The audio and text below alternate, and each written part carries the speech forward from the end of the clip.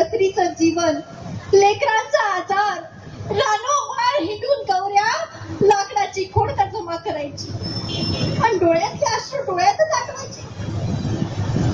आता तुमच्याकडे बघितलं की अनेक प्रश्नांचा भार मनात दाटून येते. कुठे भरकटतो आहे आपला समाज?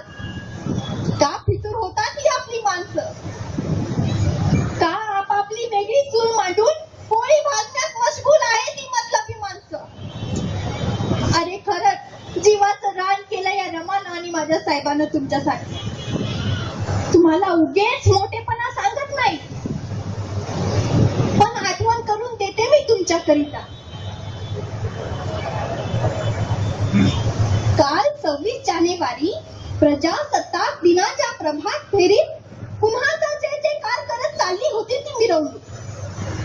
माझ्या साहेबाचं तर कुठंच नाव ऐकू येत नव्हतं. काहून रे बाळांनो हे बेईमानी? बापाचं नाव घेण्याची लाज वाटते का?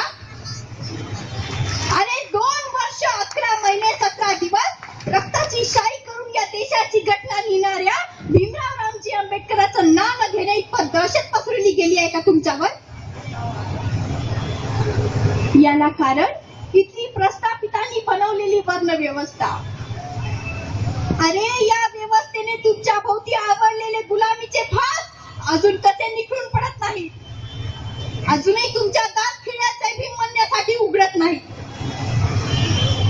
अरे साहेब म्हणायचे, वाघिणीचं दूध पिला की माणसं वाघासारखी गुरगुरतात म्हणून.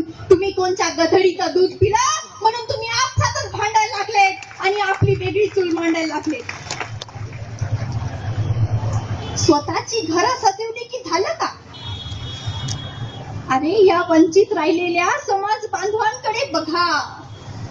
काही क्षण त्यांच्यासाठी तरी जगा. नाही नाही